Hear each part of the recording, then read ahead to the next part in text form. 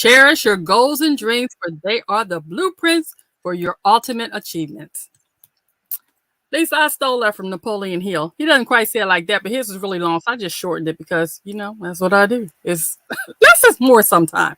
Anyway, hello everyone. Welcome to Talk to Me. I'm your host, Brenda Warren, the Solutionist. I see things other people often miss while helping people turn their mess or their mission into a message for the masses. And today, Lisa and I are back again because we like to be here.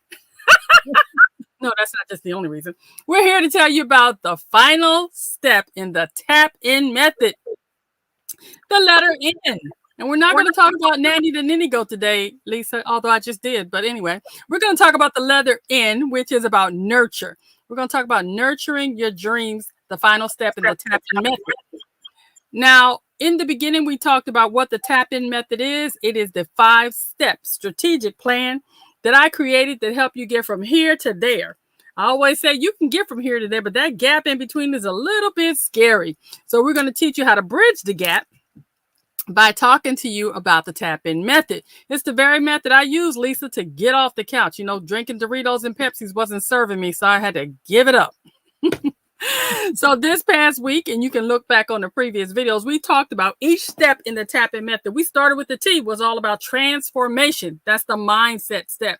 You have to have an idea that you really can do this. So you're going to have to shift your mindset. And we're going to talk a little bit about each one of those and wrap it up with the N, which is nurture. Then we went on to talk about the letter A, which was all about announcing and getting accountability for what it is you say you want to do. And then the P is all about preparing yourself for your breakthrough. Then Lisa's and our favorite letter, the letter I, which was imagination. We want you to dream big and then dream bigger than that. We want you to visualize the life you want to live, because if you're going to write a story, you might as well make it an epic adventure. But today, it's all about the letter N, and then we're going to do a wrap up, because N is where you nurture all the previous steps of the TAPIN Method and really get clear about the goals and dreams that you've set for yourself. Because that's a step, Lisa, that a lot of people, they get to it, but then they forget that they can't leave it up to chance what it is they say they want. They really have to begin to encourage themselves. They have to see themselves already in possession of what it is they're dreaming about, or else it's not going to make it. It's going to die on, dead on arrival. They're just not going to make it. So we want you to nurture the things that you said that you want to accomplish. Lisa, how do you feel about the letter N today? I love the nurturing, because that is the piece that really makes sure that you continue not just today, but into the year and into next year.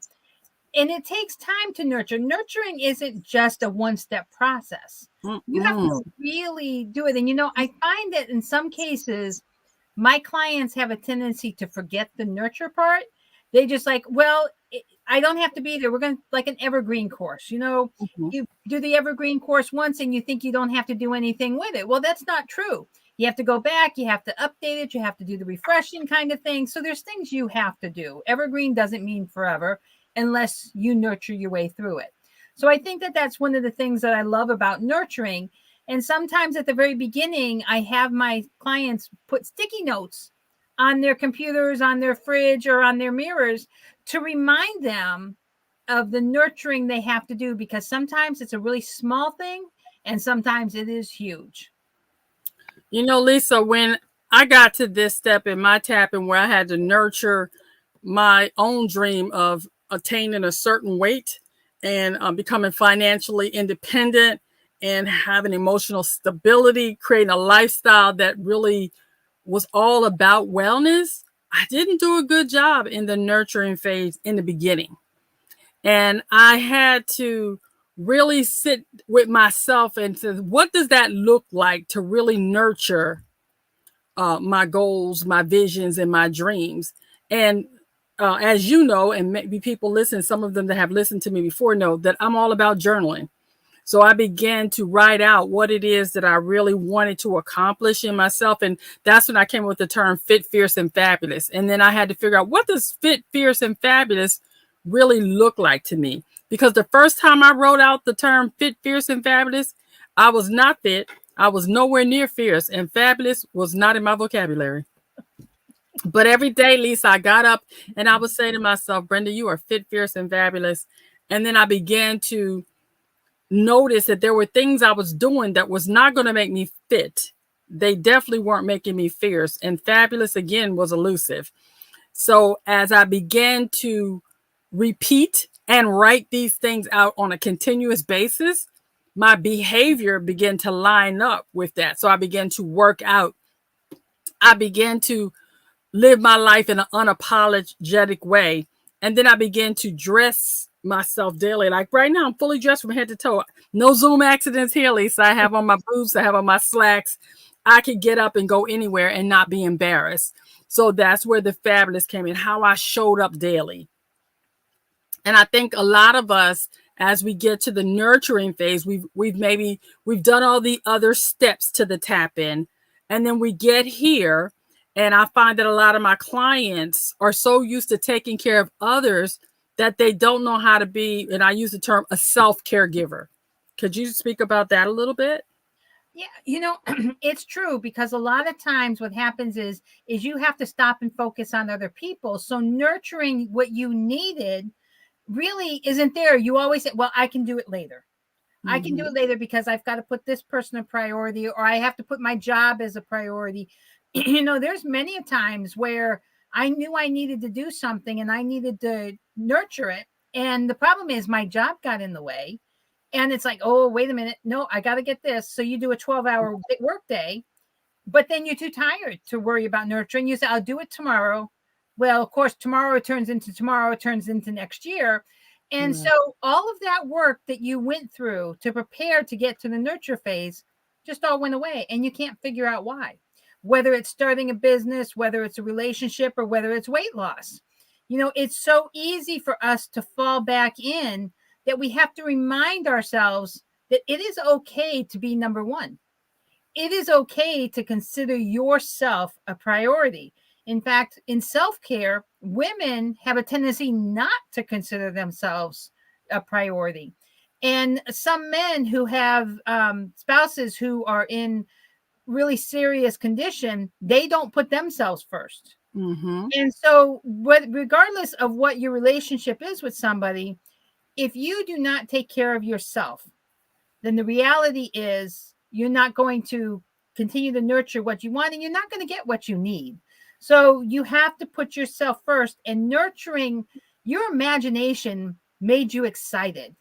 Mm-hmm. You know what's the reason you're doing what you're doing is. So make nurturing a part of it. Just because you accomplished it doesn't mean you can say, got it done, now I can move on.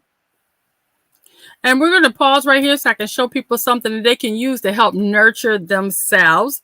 And that is our giveaway, which is the blueprint. It is the best year ever blueprint. Inside this blueprint, it will teach you how to reflect, make a decision, and then develop a plan so that you can have your best year ever. It is totally free. You don't even have to give me your email. All you have to do is go to brendasolutionist.com and download this blueprint and create a year that you want to live. Lisa, one of the things that I think people fail to do when we have these kind of things is that they do not take the time to plan out their nurture. And I say plan out the nurture because one of the things I do with my clients, Lisa, is I have them uh, create an all about me gift basket. And that's because I used to do gift baskets. I used to make them for people. And I had a gift basket called All About Me. And the thing about that is trying to teach them that it's okay to every once in a while be a little bit selfish. I ask them to create a gift basket for themselves that has stuff that's just for them. Because some people are like me. If it was for me, it would be all about manicures and pedicures. But I have other clients that they love to read, which is also me. Or they may like to exercise, or they like to cook, or whatever it is. But I said, I want you to create a basket that's just for you. It's an all about me basket. And then I want you to take a self care Saturday and take that basket and pamper yourself. And the exercise is just about teaching them to nurture themselves in a way that maybe not be organic to them. And most of them at first will do a little pushback, but then they'll say they had so much fun gathering the things for their own personal basket. Some people actually create a whole gift basket and deliver it to themselves. Others have just bought a little bag and put stuff in it. But whatever it is, what I'm trying to get them to understand is that in order to nurture what it is you say you want, you really have to put in an effort to make that happen. And sometimes that seems elusive to people. Have you found that when you're working with clients as an accountability coach, getting them to self care and to nurture the things that they're asking you to hold them accountable for is hard? It's almost impossible sometimes. The self-care I find to be the hardest. I have never tried that self-care basket, so I wrote myself a note and I will try that. I have no idea what I'd put in my self-care basket because I'm all about work, so I'd be in trouble on my own. But, one of the challenges is because they don't take care of themselves and they don't put self-care first, it becomes very difficult to get them to understand how to nurture. And, the only thing I keep going back to when it comes to the nurture is back to their transformation, their why. Because if you can remind yourself of your why, that's what's going to keep you going. Mm-hmm. Nurturing, I've always found it fascinating that it's the hardest thing to get people to do because they're so excited that they accomplished whatever it is they accomplished. It's kind of like business owners. Business owners, especially in a small business, they're so excited. They started their business. That first day, they took all these photos, they did all this social media, and then they find themselves working in their business instead of working on their business. Mm. It becomes difficult to get them to the nurture stage and get them to remind them working in instead of on your business is a negative. Mm-hmm. Yes, because you're barely going to make it. You have to work on your business, not in your business, in order to succeed. And it's just that reminder of why. I always have to go back to the why. The accountability and the announcement part, that one doesn't really help once I get to the nurture.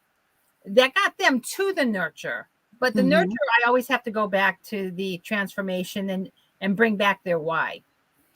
And I think that's important to know, Lisa, because as you and I talk about, your foundation is everything. Most people don't understand.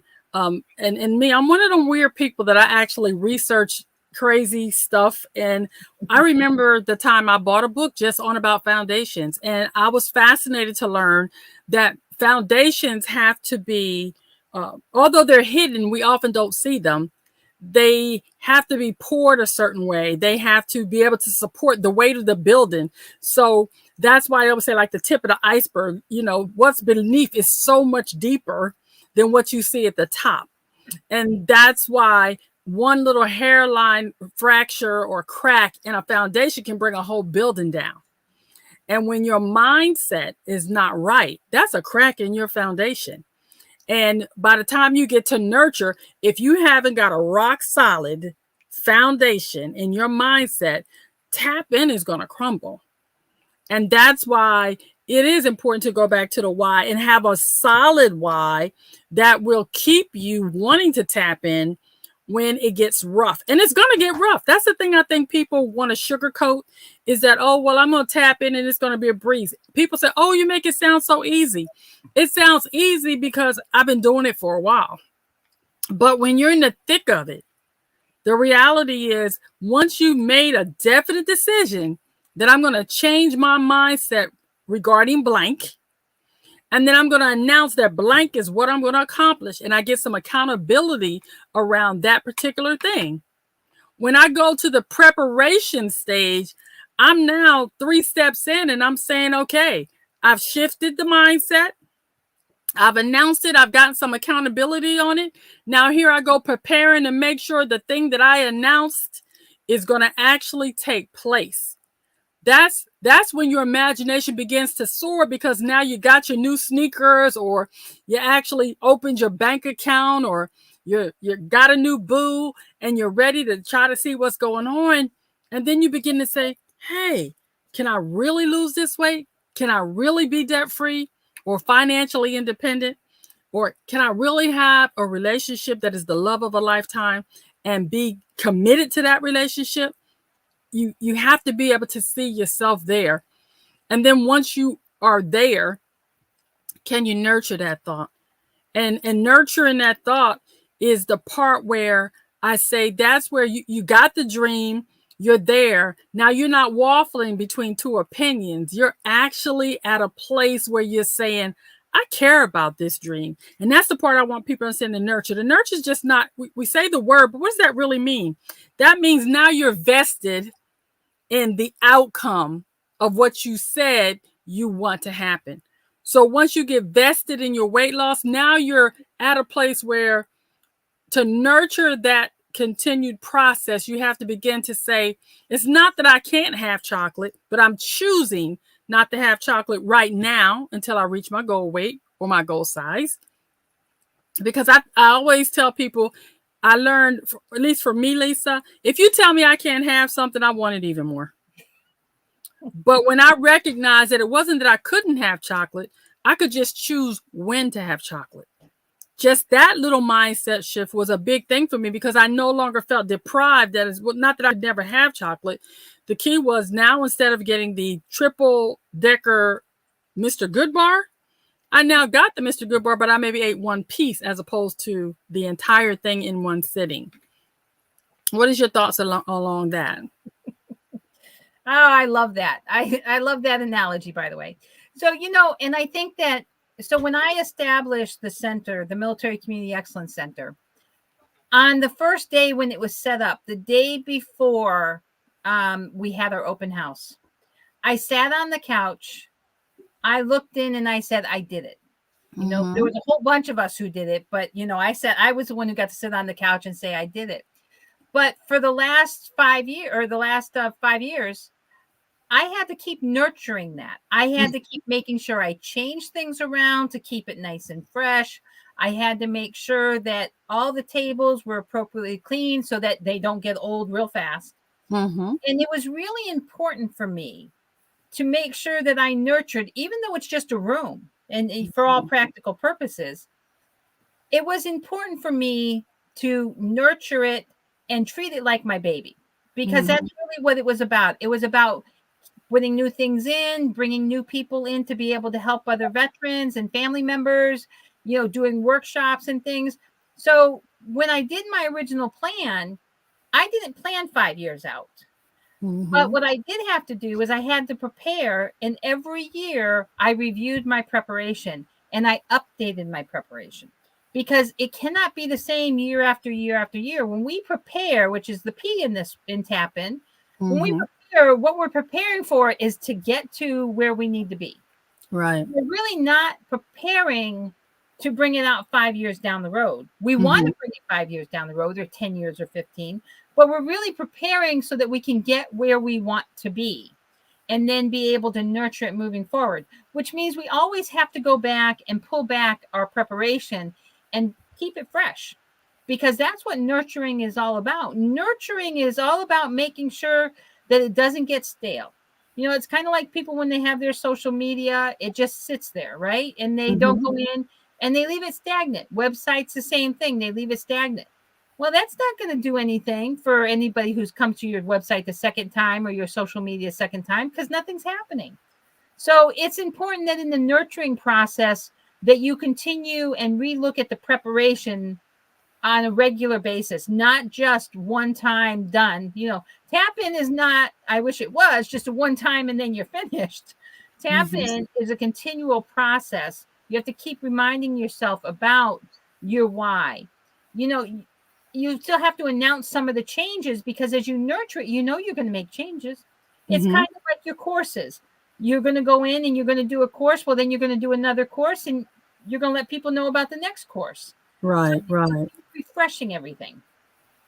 We're going to stop right here so I can show people the book. This book is called Soul Searching. Get on board for transformation using the TAPIN Method. The hard copy is going to release on March 10th. If you'd like to pre-order the Kindle, that's available on Amazon right now. And that's what we're talking about today, the TAPIN Method. And Lisa, I'm so excited because with the book launch, we did the pre-order. The hard copy of the second edition is coming out. And as we've stated in previous videos, the second edition was just an answer to the many people all over the world that are already using the book and saying, hey, what about this? So we filled in the gaps of what the things people were questioning and made a couple of points that were not quite clear. We cleared those up for them. The truth is, it's not really a big change in the book. And I've been being honest with people about that.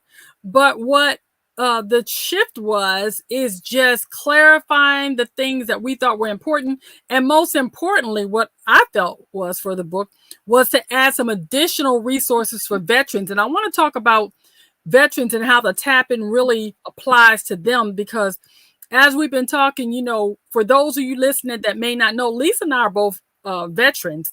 And so it was important to me that whatever I do, I always include us. If I write a book, it's going to be a section in there that's going to service veterans in some way. If I do a broadcast or anything, we're always going to talk about veterans because that's our community. And the power breath being in there is so important, was life-changing for Lisa and I both. So Lisa, I want to talk about why TAPIN is so important to veterans. And I'm going to just start up by saying that I wish that when I first transitioned from the Marine Corps to the civilian life, that I had thought about TAPIN then, because my transition would have been so much easier. But I was in a culture shock. I definitely needed a mindset shift. I needed to announce to myself that, girl, you are no longer a Marine. You are a civilian. And get some accountability around that.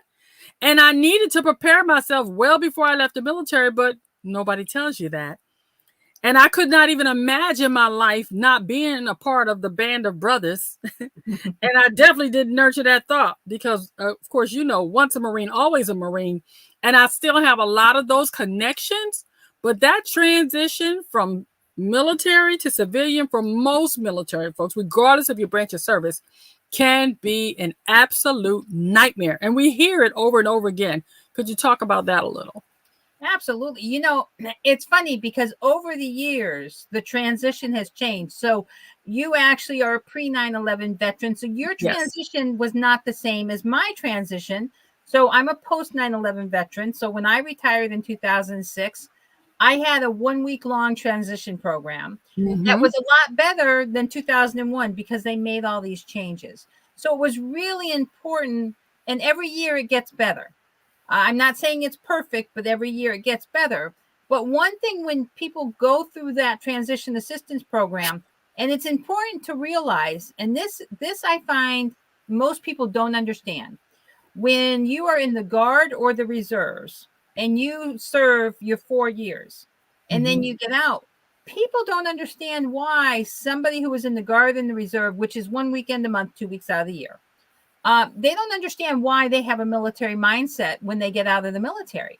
And it's interesting because what they're forgetting is that you are trained in boot camp. And I know that they hate when I say this, boot camp is designed to break you down to build you up.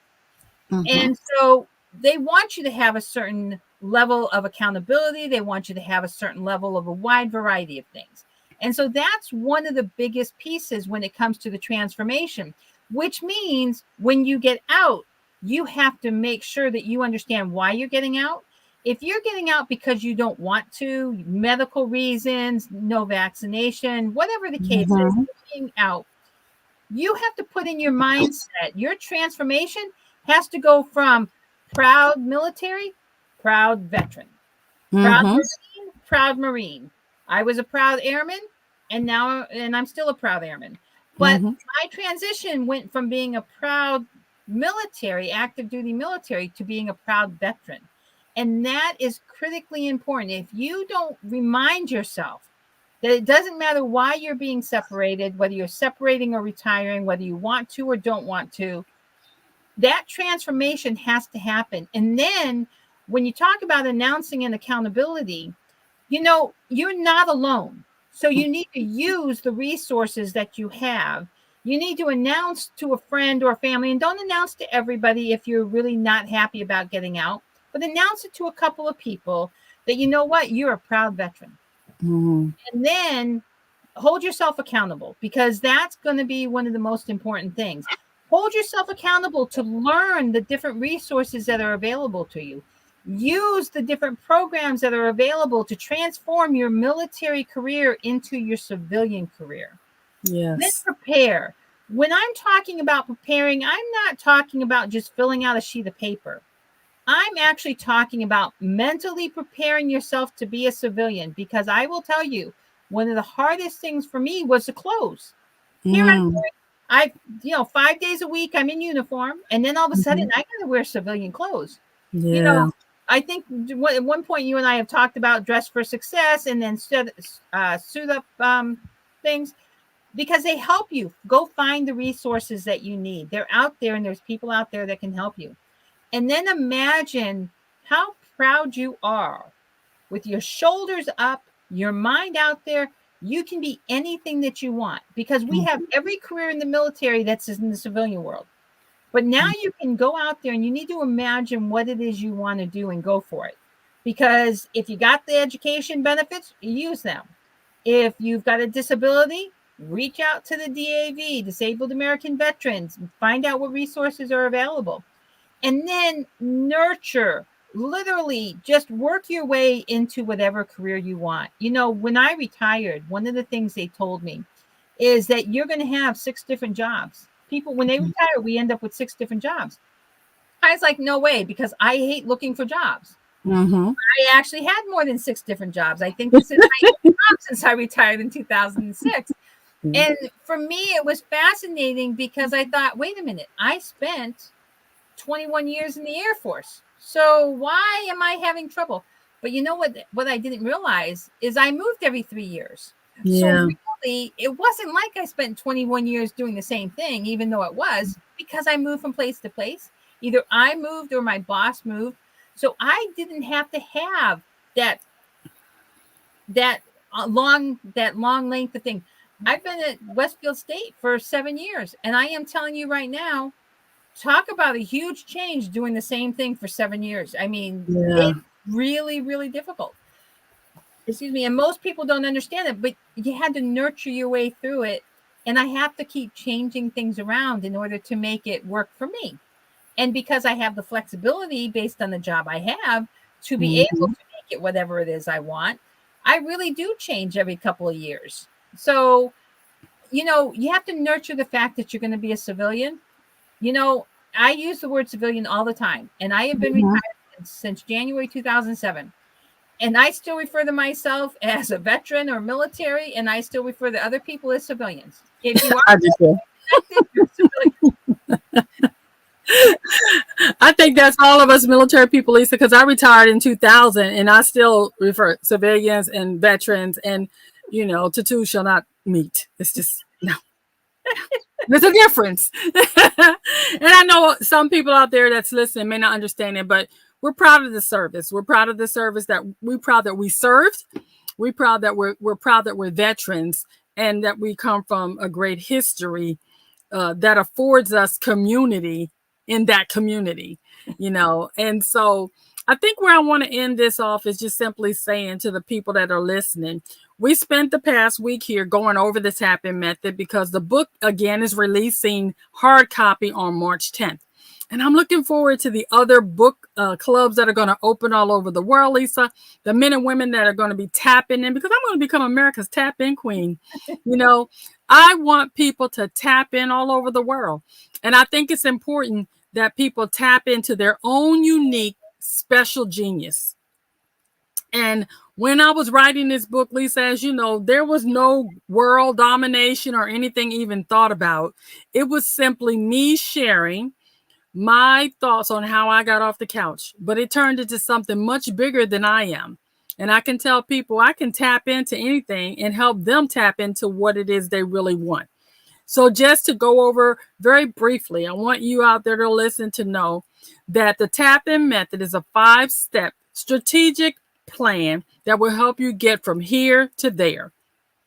And what Lisa and I discovered when working with many clients, and I'm thankful to say that Lisa tells people about my tap-in method, is that It's not where you are that you have to stay. You get to choose. You can stay there if you want to. We all change at different rates. We decide when we want to move from our stuck points, when we want to change our limiting beliefs. Tap in is just one of many methods that can help you do just that.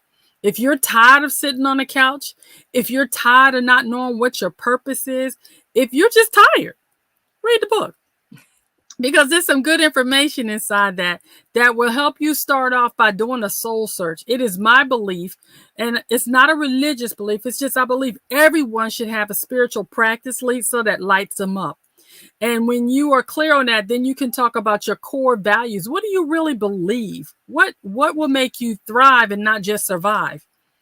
When you get through that, we want you to figure out your why. Why do you want to do whatever it is you say that you want to do? Do you want to be financially independent? Do you want to have a strong spiritual practice? Do you want to be mentally healthy? Do you want a lifestyle of wellness? Do you want to be an entrepreneur? Do you want to be physically fit? Do you want a relationship that lights you up? Whatever it is. If you're a veteran, you're in transition from the military to civilian life. Do you need a guide to help you get there? Well, that's what the tap-in method is for. It's universal. You can tap into just about anything. But the main thing I want you to know is that the book is a mind, body, and soul approach to living the life you say you want to live. Not the life Brenda wants you to live, not the life Lisa wants you to live. It's all about you. It's a custom design program just for you, and you get to get on board for the transformation of a lifetime. We hope that these videos have been helpful for you. We hope that you will dream big and then dream bigger than that as you tap into the life you want to live. Lisa, you have any closing thoughts? You know what? I just have to stand by the fact that tap-in can be used for anything. You're the only one who gets in your own way. I get in my own way periodically. But it is okay to get in your own way as long as you get out of your own way. You know, when you fall, you get back up. That's one of the things. You are where you are today, but you can be where you want to be tomorrow. So just remember that whatever you did in your life got you to where you are today, and that is okay. It's where you want to be. And then use the tap-in method to take you where you really want to be. That is going to be your forever life. Thanks, Lisa. And as always, thank you for being my accountability buddy and my partner in crime as we help people live their best life unapologetically unstoppable.